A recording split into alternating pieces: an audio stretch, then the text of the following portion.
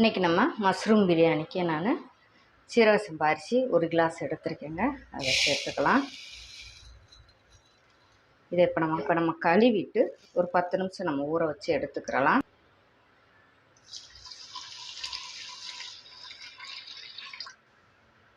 இப்போ அரிசி 10 நிமிஷம் ஆயிடுச்சுங்க. இப்போ நம்ம மஷ்ரூம் பிரியாணி ரெடி பண்ணிக்கலாம். ஸ்டவ் ஆன் பண்ணி குக்கர் ஹீட் ஆகட்டும். குக்கர் ஹீட் ஆயிடுச்சு. இப்போ எண்ணெய் ஊற்றிக்கிறலாம்.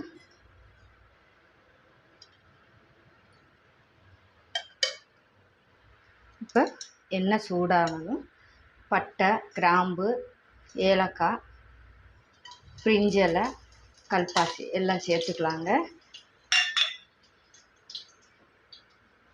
அது கூட ஒரு மீடியம் சைஸில் வெங்காயம் எடுத்துருக்கேன், அதையும் சேர்த்துக்கலாம்.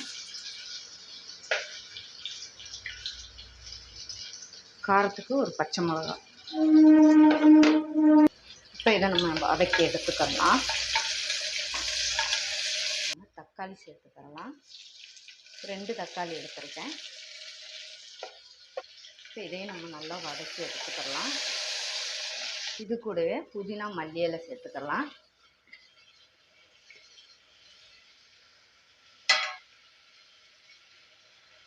இதையும் நம்ம நல்லா வதக்கி எடுத்துக்கலாம். இப்போ இது கூட நான் 1 பாக்கெட்டு மஷ்ரூம் எடுத்துருக்கேங்க, காளான், அதையும் சேர்த்துக்கிறேன். மஷ்ரூம் எப்படி க்ளீன் பண்ணுறது நான் ஒரு வீடியோ போட்டிருக்கேங்க, அதை போய் பாருங்கள். இது கூட இதுக்கு தேவையான உப்பு சேர்த்துக்கலாம். இது கூட இஞ்சி பூண்டு பேஸ்ட்டு 2 ஸ்பூன் சேர்த்துக்கிறேன்.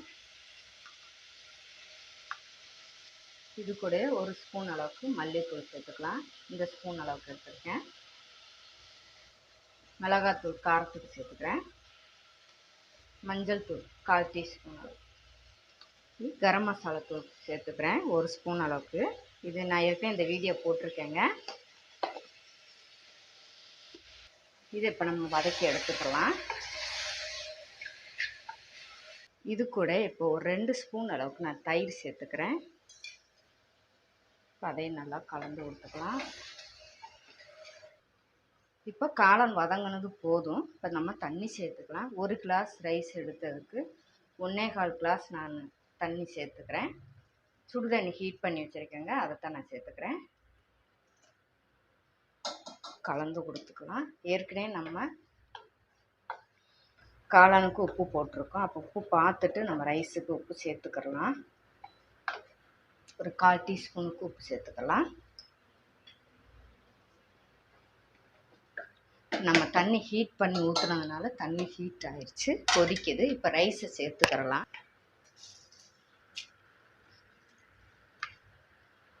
இப்போ ரைஸும் போட்டாச்சு, நல்லா மிக்ஸ் பண்ணி கொடுத்துக்கிறலாம். இப்போ கொதி வருது. இப்போ ப்ரெஷர் போட்டு ஒரு விசில் வச்சு எடுத்துக்கிறலாம்.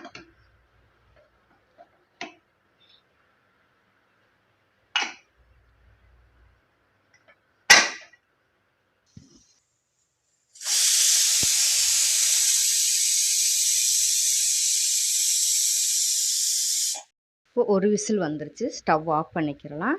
ப்ரெஷர் போகும். நம்ம காளான் பிரியாணி எப்படி இருக்குன்னு பார்த்துக்கிறலாம். இப்போ நம்ம ஒரு தயிர் பச்சடி ரெடி பண்ணிக்கலாங்க. அதுக்கு நான் வெங்காயம் எப்படி எடுத்துருக்கேன்.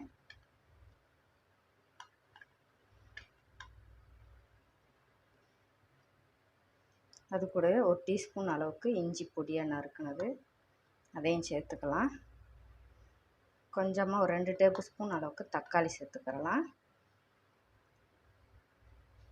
ஒரு அரை பச்சை மிளகா கட் பண்ணியிருக்கேன், அதையும் சேர்த்துக்கலாம். கொஞ்சம் மல்லி இலை சேர்த்துக்கலாம். உப்பு சேர்த்துட்டு நம்ம மிக்ஸ் பண்ணி எடுத்துக்கலாங்க. இந்த மாதிரி மிக்ஸ் பண்ணும்போது நமக்கு இந்த வெங்காயம் தக்காளியில் உப்பு பிடிச்சிருக்கும். அப்போ சாப்பிட்றதுக்கு டேஸ்ட்டாக இருக்கும். அதனால தான் ஃபஸ்ட்டே நான் உப்பு போட்டு கலந்துக்கிட்டேன்.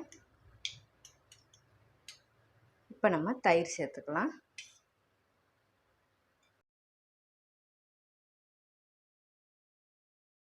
இப்போ நம்ம அதை கலந்து கொடுத்துக்கிறலாம். வெங்காயத்தில் இதெல்லாம் நம்ம உப்பு போட்டிருக்கோம் இல்லையா, அப்போ பார்த்துட்டு நம்ம செக் பண்ணிவிட்டு 2வது உப்பு சேர்த்துக்கிட்டால் போதுங்க.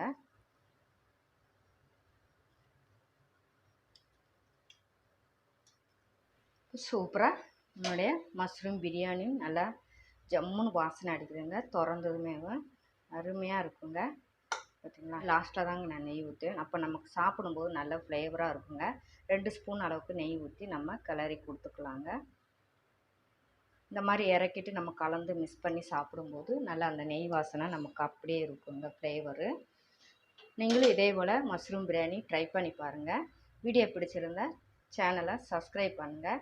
லைக், ஷேர், கமெண்ட் பண்ணுங்கள். தேங்க்யூ.